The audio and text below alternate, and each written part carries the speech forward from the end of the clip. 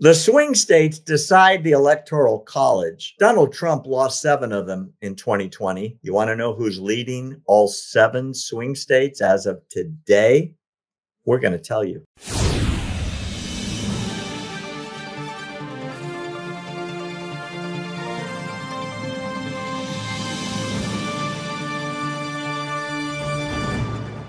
I got an interesting one for you. And for conservatives in this country, this is extraordinarily good news. Listen to this. There are 7 swing states that are generally considered to be the make-break point between Republicans and Democrats.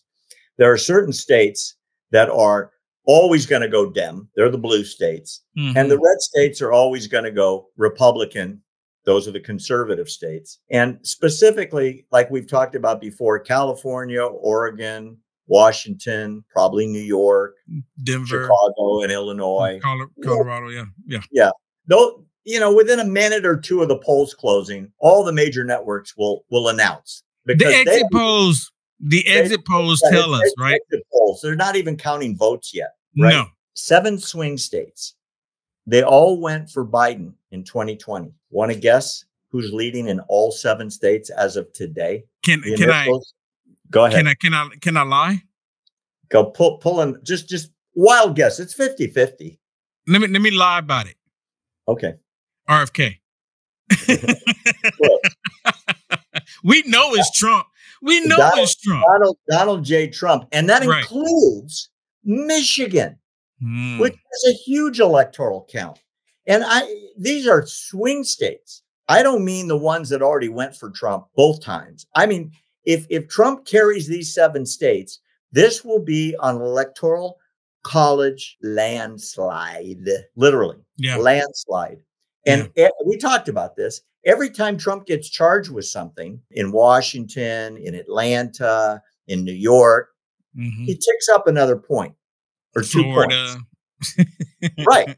And here are the swing states: Michigan, Pennsylvania, Wisconsin, Arizona, Georgia, Nevada, and North Carolina. He lost every one of those. If he wins every one, it's a landslide. Here are the numbers. Wisconsin, Trump up by 5. Pennsylvania, Trump up by 4. North Carolina, 9. Nevada, 5. Michigan, which was heavily Democrat, 1.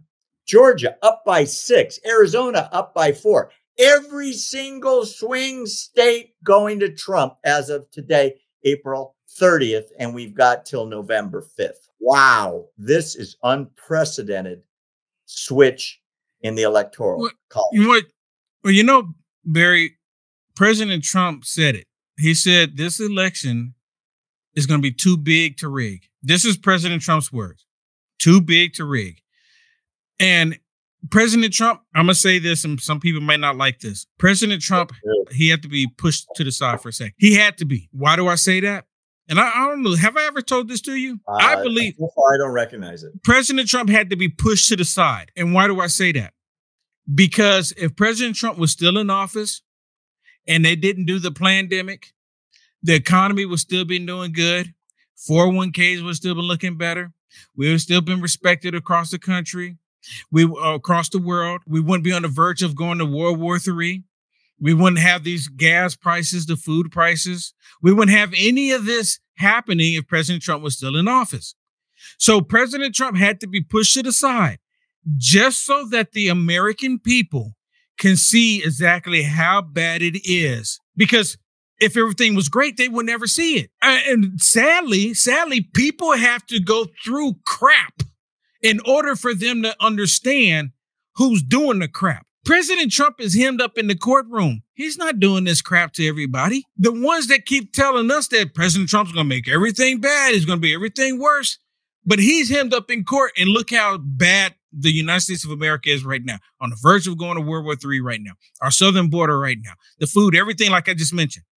That's why people have gotten fed up. And then with the illegals coming into the country, going into these blue cities, and the reason why they did it, because for the census report, because they want to add to the electoral college. That's the only reason why they're doing this, because they know by and large that these people that are not American citizens will not be able to vote.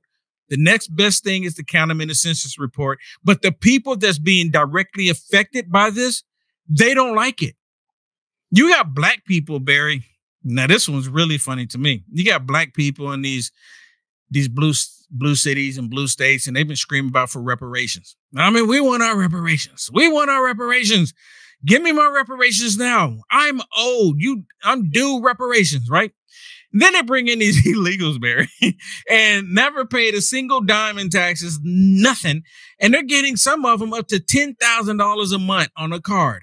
Free housing and free health care. While these black people, they're not screaming for reparations any longer. They're just screaming for these illegals to get out so that the money that's going to them will go to them.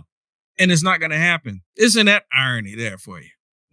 I love the way things tend to equal each other out.